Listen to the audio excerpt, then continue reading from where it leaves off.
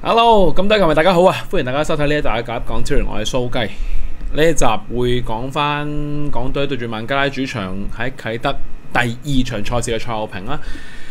1-1和波，唔滿意，絕對唔滿意嘅賽事啦，係咪？相信嗱呢場縱使即係入場人數45000，入場人數好鼓舞，比數不太好。呢個 moment 係完場之後嘅晚上，翻到屋企之後都而家接近12點6片咁樣。新加坡對住印度場都完咗場，新加坡贏咗。而家喺呢個 moment 上邊，新加坡同港隊係8分同分。港隊憑住嗰個暫時嗰個數據上邊嘅優勢都仲喺榜首，咁但係要睇下之後對住新加坡嘅賽事就定勝負咁樣。好，咁呢條片係講賽後評，我喺現場睇波啦，咁我今次冇 mark notes 嘅，咁就講翻一啲擺一啲論點啦，擺一啲喺場上邊我見到嘅一啲嘢，我覺得唔係好妥。點解會咁做呢？或者點解唔咁做呢？係咪完全一無是處？又唔係。有學習到上一場嘅一啲唔好嘅位，呢場做翻修正有嘅，但係呢場又遇到一啲新嘅問題嘅時候呢，我覺得個應對又係差啲啲，又係冇咁好。撇除個比數唔講，要多謝啲球迷先，非常之積極嘅。今場我知道係有好多可能今次反而係第一次嚟啟德睇港隊嘅賽事嘅球迷啦，然之後係大家都抱住大期望嘅。咁因為上場贏咗孟加拉啊嘛，呢場更加大期望嘅。咁另外啲 hardcore 啊、die hard 嗰班喺晒度啦。多謝好多喺球迷區後面吧台同各位打招呼、影相、飲嘢嘅球迷們啦。不過呢條賽後評係注定嗰個氣氛係比較壓抑少少。唔緊要，我知道大家等緊，所以我盡快講啦。講所有內容之前，歡迎翻大家 subscribe channel， 撳翻個鐘仔就唔會錯過下一條片，俾個 like、comment 講下你嘅感受係點樣，所以朋友仔睇下。課金支持小弟，少少嘅支持多多嘅鼓勵，無論 PayMe 定 FPS 轉數快都可以嘅。如果你第一次睇呢個 channel 嘅話，我要隆重介紹自己，我係叫做蘇雞蘇少朗，係一位足球評述員，比較專門去關注港隊同埋港超聯嘅賽事啦。我呢場波係港隊第2場喺啟德嘅比賽，亦都係一場好關鍵嘅賽事。而呢場波係1-1打成平手，過程裏邊會有好多轉折位啊，令到我哋係嗰個感受上面有唔同啊。咁所以咧，最後咧呢場波1-1咧，對於我嚟講咧係唔算太過收貨啦，我係有啲失望。先講排兵布陣啊，呢場波咧就其實算係一個雙箭頭啊嚇，安永佳同劉家喬會係前邊啦，咁就費蘭道靠前少少嘅一個中場，算係一個進攻中場嘅角色嘅。跟住然之後左右兩邊啊，艾華頓同祖連奴算係一個兩邊嘅翼位嘅。你話翼鋒，艾華頓係，但係祖連奴唔係好似一個翼鋒啊，挨住兩條邊啊。跟住然之後就中場位置仲有顏卓彬啦，然之後就周元德一時中堅一時靠前，係自由人角色嚟㗎。跟住然之後啦，左手邊有時左閘，有時左中堅係陳俊一，然之後鍾樂安啦，余子南都係有時右閘，有時右中堅。門將係代替受傷嘅葉鴻輝嘅謝家榮。好啦，呢場波同上場最大嘅分別係乜嘢呢？呢場波一開頭係冇前場逼搶嘅，係冇成隊冚上嚟嘅。嗱，呢 part 要讚，因為佢學懂咗上場喺上半場面對嘅困境，所以呢場波一出嚟喺中前場，佢冇話叫啲球員係咁冚上去，因為避免咗對方阿查祖利可以喺作為一個指揮官嘅角色之下呢，透過 overload 個中路啦，一啲好穿透性嘅傳送啦，令到加上推進啦，令到個中後場同埋中前場嗰個空間被放大，佢係Westwood 係冇俾呢件事發生，係啦，冇俾呢件事發生，所以你會見到呢一場孟加拉個中後場啦，甚至乎查祖利本人踢得唔算出色㗎，因為佢發揮唔到呢啲嘢啊嘛，佢發揮唔到佢作為領導者喺中後場指揮官嘅角色啊嘛，咁佢發揮唔到嘅話，即係代表咗，佢冇咁出色咯。咁當然亦都有賴於我哋個中場費蘭度，其實佢喺前場佢有不斷去遮到查祖利嘅線嘅，咁佢遮咗查祖利嘅線，專門遮㗎啦，專門去盯防佢嘅話，令到查祖利佢個出球時間啦、時機啦、質素啦冇想象中咁好嘅時候呢，咁喺呢方面嘅效果都減弱咗。但係我都係 by points 講，我唔係 by 嗰個時序發展講 by points 講。呢場波大家都係去翻嗰個位，就係話當 Westwood 之前已經發展咗兩套嘅應對方案嘅時候，我覺得喺可以唔使踢自由人嘅情況之下，其實呢場波我覺得冇必要真係再拱周元德上嚟。其實喺中前場個防守嘅人數，如果你褪翻去到中線附近嘅話，其實周元德係咪真係咁有必要拱上嚟先啊？當然你嘅可能有球迷發現到個理據就係話，如果你要將費蘭度拱上去遮查咗你線嘅話，咁賓仔隔離個位咪吉咗咯，咁咪要拱個自由人上嚟幫咯啊！理論上都真係可以咁樣理解嘅。好啦，咁然之後就牽一發動全身嘅，因為要用自由人嘅話，涉及咗個邊路兩邊嘅人選嘅。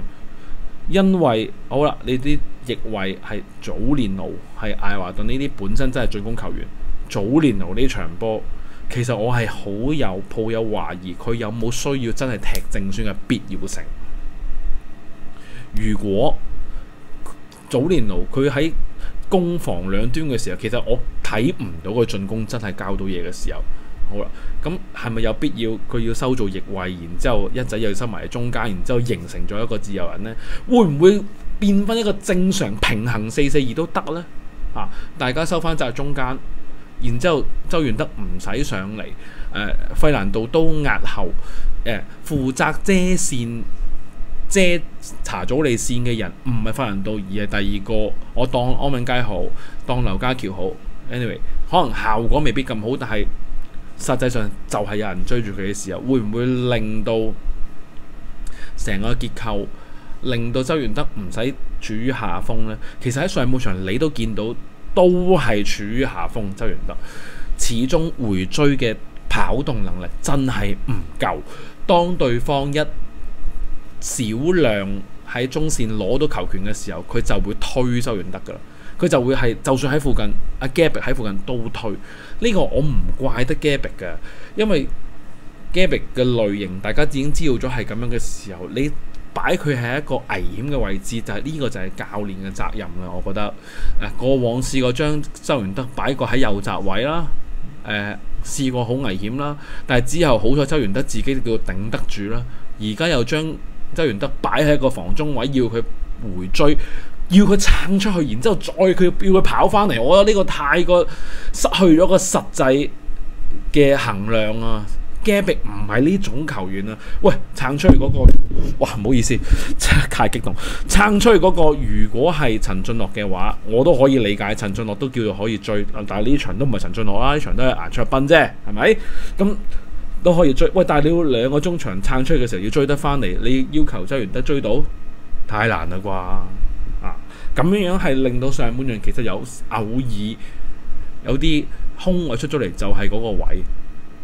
咁當然咁樣冇犯錯，喂！咁但係我討論翻轉頭就係話，當祖連奴都喺左手邊係作為一個翼位，佢只係防守唔太進攻嘅時候，點解如果孫銘謙係後備上陣嘅話，點解唔係孫銘謙行先呢？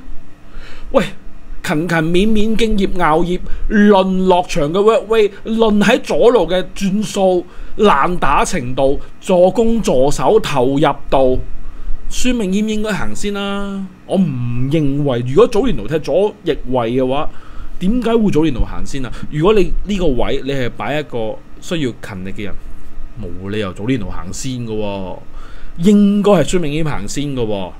我上條片有講過，就話嗰個位 OK， 你攞嚟消耗體能嘅，你攞嚟消耗體能造就空間，下半場擺李小恆落嚟，更加應該要孫銘謙行先。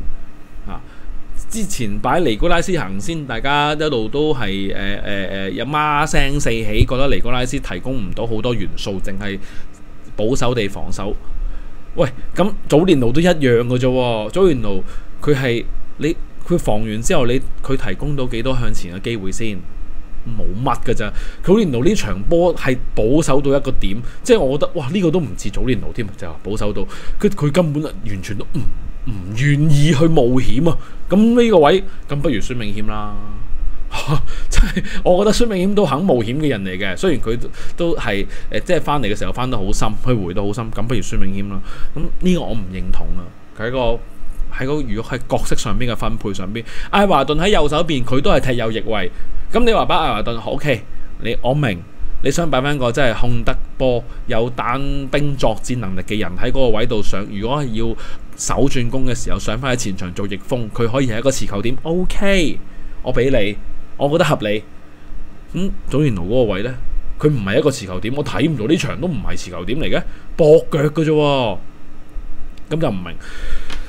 反而費蘭道喺攻中嗰位，我明啊，佢前場好肯去追，好肯去逼，然之後佢持球嘅時候都持到球，幫到。而嗰球12碼係費蘭道喺前場逼嘅時候搏翻嚟噶嘛，佢手轉攻之後搏翻嚟噶嘛，快攻嚟噶嘛，咁冇問題。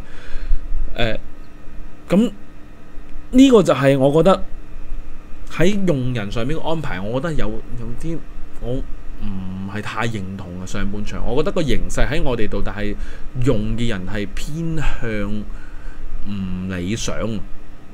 如果出嚟係唔打高位嘅話，咁唔使咁擺喎，可以嚇。因為你前邊唔使擺咁多所謂真係進攻點啊。因為如果你係後場慢慢 build up 嘅話，都用其他人都得啦。咁樣你唔使打快攻噶嘛。而且嗰啲球員提供到啲咩要素俾你咧？冇嚇。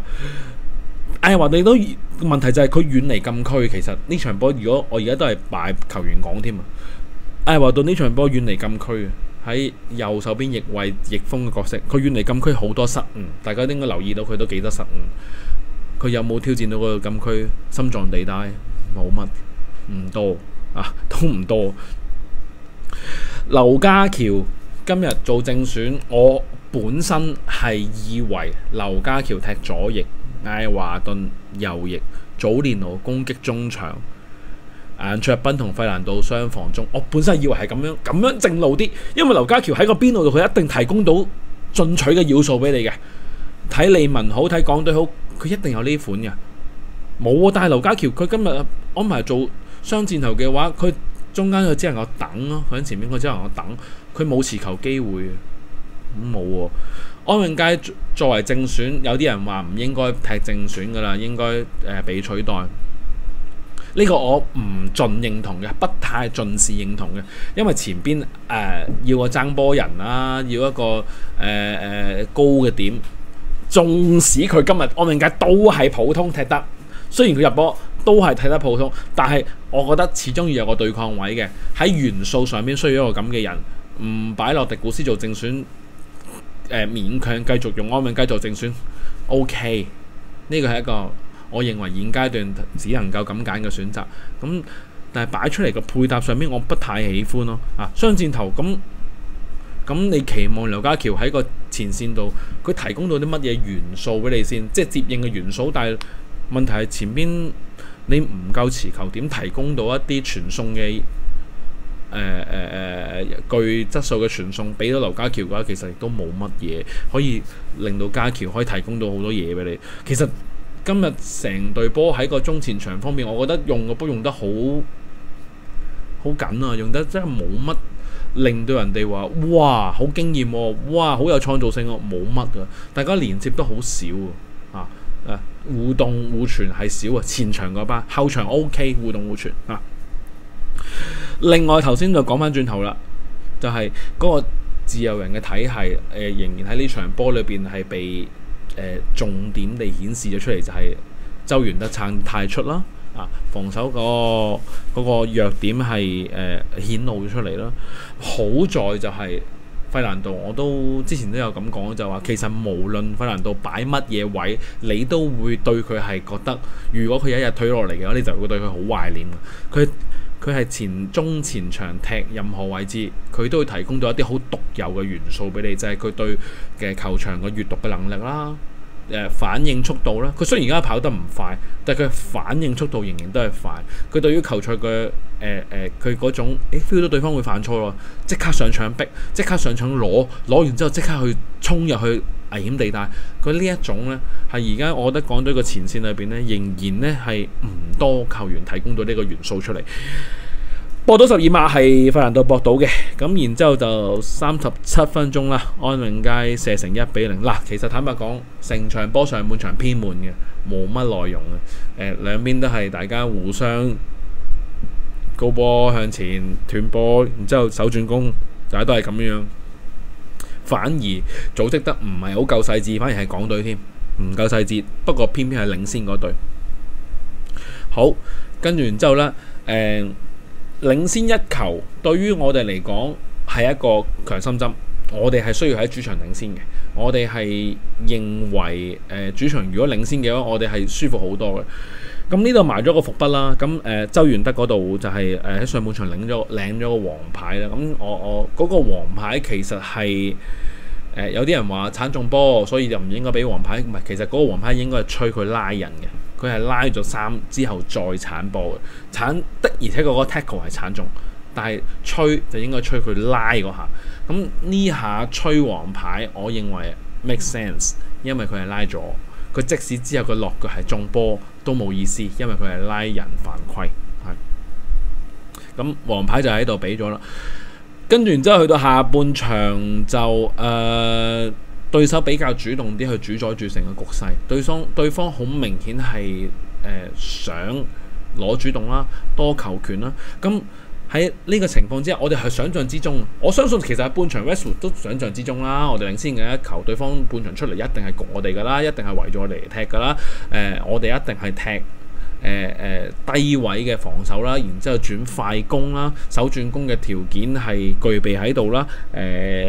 前邊必須要一啲快嘅點出嚟幫手去衝啦，咁然之後其實去到下半場落嚟去開波之後，其實冇問題嘅，應對上邊都係 OK 嘅。咁亦都見到李小恒喺60零分鐘就係換上嚟換費蘭道啦。咁呢個 moment 呢，其實就好容易理解嘅啫，因為我哋領先嘅一球，低位防守，手轉攻要快嘅進攻點，小恒出嚟去跑唔明嘅。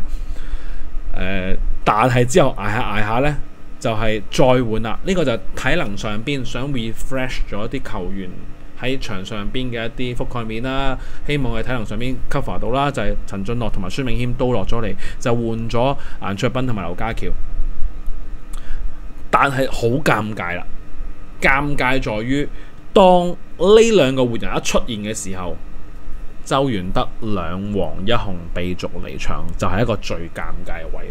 我呢度必須要講嘅就係球證喺呢場波裏邊，其實佢個尺度呢，我覺得佢係時鬆時緊。其實坦白講啊，孟加拉嘅球員落腳亦都唔見得好斯文嘅。咁點解對面其實俾個黃牌數咁少呢？好似都有，係咪有一張定係冇？其實我呢個 moment 我噏唔到，但係我睇唔到孟加拉嘅球員有好多被黃牌警告，但係佢哋嘅好明顯嘅行為啦、落腳啦，唔係話真係好斯文嘅啫，老實啊。而周元德第2張黃牌喺個邊路位置度啦，對面好波，然之後佢埋去落腳想踢走個波，但係最後係踩到下咁樣咯。覺得坦白講呢球波唔應該吹黃咯，唔使黃啊！呢下你可以俾一個最後警告佢，呢下值得最後警告嘅。但係你話如果即刻黃，我又覺得太嚴，因為呢下你話佢傷人，你話佢好大動作唔算啊嘛？嗰個位置 gap 都係埋去出腳去，盡量想擋個波嘅啫。咁可能少少遲咗，但係你又唔係成分飛埋去咩？唔係啊，唔係成分飛埋去㗎。咁你嗰下俾黃，我就覺得真係麻麻地咧。球證呢下，我覺得算係一個太嚴嘅一吹罰。咁兩黃一紅咧，呢個 moment 就尷尬啦。呢個 moment 亦都係釀成咗我呢場波對於 Westwood 喺個場上邊嘅調動上邊呢，一個最大嘅不認同嘅位置出現啦。就係當周元德被逐之後，港隊打少個呢個 moment， Westwood 係居然認為啱啱換上嘅球員或者係下半場換上嘅球員都係唔好犧牲，直接將陳俊一變中堅搭住鍾樂安，李小恆落去個左閘，咁啊真係曳啦，咁啊真係曳。一仔大家都知道唔係一個正選嘅中堅嚟嘅，太危險啊！如果你擺喺個左閘位嗰度，咁李小恆踢一個左閘啊，我話左翼位，你期望佢包佢個尾處包到幾多嘢呢？佢唔係一個防守嘅球員，佢亦都唔會係特別好埋身去防對方嘅傳中波嘅話，你期望佢交到幾多呢？其實已經見到有啲危機出嚟㗎啦，即係對方嘅兩側傳中70零分鐘已經開始嚟嘅，對方係用啲招㗎啦，已經係咁嗰刻仲要冒險小恆做一個左閘，一仔踢中堅。嗱，嗰個 moment Westwood 我覺得2揀1嘅啫。我喺度唔開名，賽後見到一位港超嘅教練啦，咁大家討論，佢都同我講一樣嘅意見，唔開名，一樣嘅意見。佢講完我都話係啊，我認同啊，我認同，我絕對覺得係，就係 Westwood 嗰個 moment 2揀1，一係你拎翻走啱啱換上去嘅球員，即刻擺個中堅落嚟，因為後備有勞里斯喺度嘅，你擺低喺中堅，你擺低喺後備嘅話用得㗎啦，係咪？嗰個 moment 係要擺翻一個正常嘅中堅落嚟。撐翻一仔出去個左閘嘅位置，防對方出波，中間有個高中堅喺度頂高波。但係 Westwood 嗰下，我覺得個出發點，我估啊，出發點係覺得小恆啦、樂仔啦、孫銘啦，啱啱換落嚟，唔好犧牲佢哋，好似好傷佢哋心咁樣樣。嗱，嚴峻少少講，嗰個 moment 一係就拎走孫銘，一係就拎走小恆，拎走小恆嘅可能性可能更大添，因為嗰個 moment 呢，陳頓樂係防中啦，孫銘謙大家留意翻都係防中嚟噶，嗰個 moment 孫銘謙都係踢防中啊。當踢少個之後，咁呢，即係如果嗰個 moment 佢要拎走小恆嘅話，可能好多人話佢，但係在場上嘅局勢嚟講，係一個合理嘅安排，即刻擺翻勞里斯落嚟，撐翻陳俊一出去。嗰個 moment 即使真係拎走孫銘謙都好，我覺得都係一個尚且叫做可以理解嘅安排，因為起碼你切後邊都係有個中堅喺度。咁好啦，而家兩樣都唔做，情願褪位呢，太危險，始終都係捱唔到，始終都捱唔到。當然即係失波嗰度啦，個始源係源於艾華頓嗰邊。其實嗰陣時艾華頓都拎得走噶，再提埋落去，艾華頓都拎得走嘅，拎咗艾華頓咯。嗰個 moment 你都係守嘅啫，拍巴士嘅啫。既然係立心拍巴士嘅話，咁你中前場呢啲球員你用到咁上下唔使用啦，係嘛？係啊 ，option free 拎走埋艾華頓咯。點解拎走一個進攻球員嘅決定都做唔到呢？嗰個 moment， 當 Gabriel 走咗之後，我一路都係望緊個後備席，一路都望緊場邊熱身，有冇喐動啊？冇嘅，唔喐嘅，一仔褪翻嚟中堅嘅，捱一陣咋係嘛？會換個中堅㗎係嘛？唔換我冇喎。咁失個波，大家見到啦，艾華頓甩位嘅，咁你期望艾華頓喺嗰個 moment 佢可以有幾對位啊？係咪先踢咗80幾分鐘啦，係嘛？佢可以有幾對啊？係咪？咁你潛在嘅危機咪出現咯？對面擺脫艾華頓，左路出波，出到埋嚟尾處頂翻埋嚟，跟住然之後就係埋中間啦，頂翻埋中間，然之後對面接位接得快啲，咁咪搞掂咗。咁呢下我好難怪中路球員嘅喎，因為對面都真係出得唔錯，時機都捉得幾好。咁只能夠怪就係點解唔提前一步去預判，就係將防守球員盡量加強翻喺個中路度，將啲本身嘅防守球員要打閘嗰啲撐翻出去呢。我沙盤推演，如果艾華頓都被換走嘅話，中路位置係勞列斯搭住中路安，咁依下撐出去守個邊路唔俾對方出波嘅，應該就係余子南啦。余子南唔使收到咁入啦，係咪？咁冇喎，甚至乎呢下去守對方出波嘅會係孫銘謙啦，會唔會啊？都可能會喎，係孫銘謙喎。咁孫銘謙去守係咪好過艾華頓去守啊？呢而家你講翻轉頭就冇後悔藥食啦，因為你有百種嘅變化，百種嘅變數。但係我哋係講當刻教練喺場邊見到啲乜嘢嘅時候做嘅決定，應唔應該咁做，合唔合理應該咁做，而係咪應該唔做？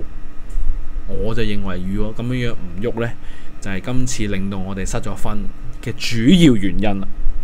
其實兩隊速率大家均等嘅踢出嚟，我哋能夠領先係因為我哋能夠逼到對方犯錯，然之後得到領先。但係踢出嚟其實大家好均勢嘅，我哋都唔見得真係好場上邊踢得好佔優，真係睇唔到好佔優。但係對方亦都冇辦法喺我哋嘅禁區攞到甜頭喺大部分時間。但係當我哋一踢少個之後，我哋嘅空間出現咗，而我哋冇變化嘅時候，就將呢個空間啦，將後防嘅一啲瑕疵啦放大咗，然之後對方就利用到只此一次機會。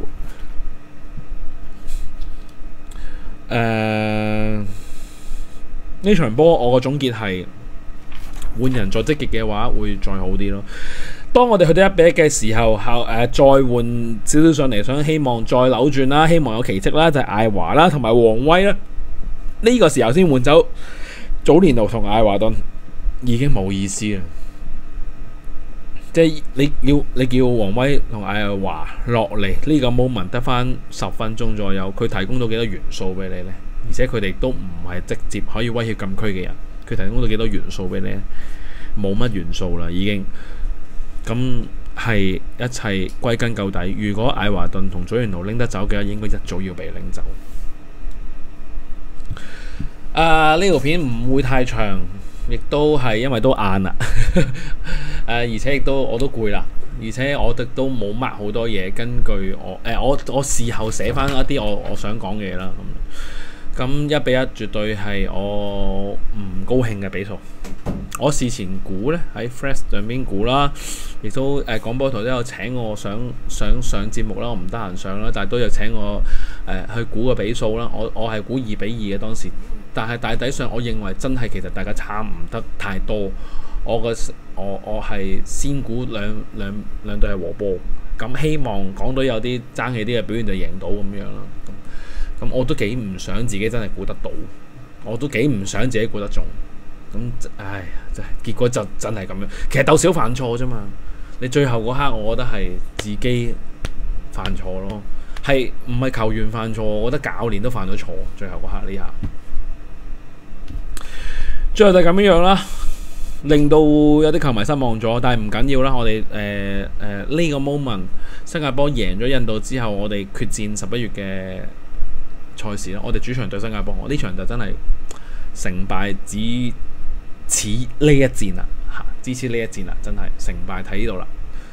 咁就節目時間喺呢度就差唔多啦。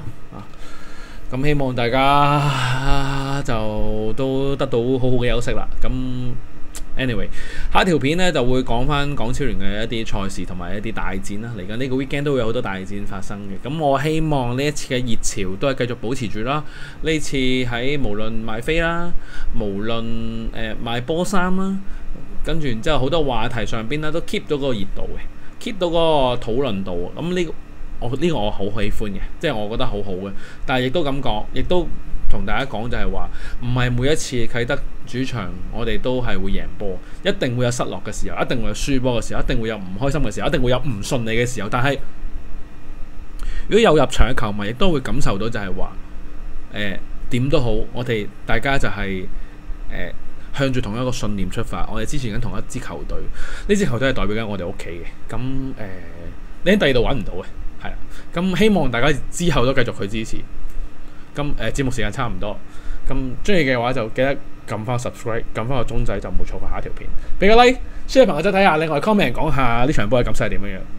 課金支持小弟，少少嘅支持多多嘅鼓勵，無論 PayMe 定係 FTX 轉數快都可以。我哋下條片再見，拜拜。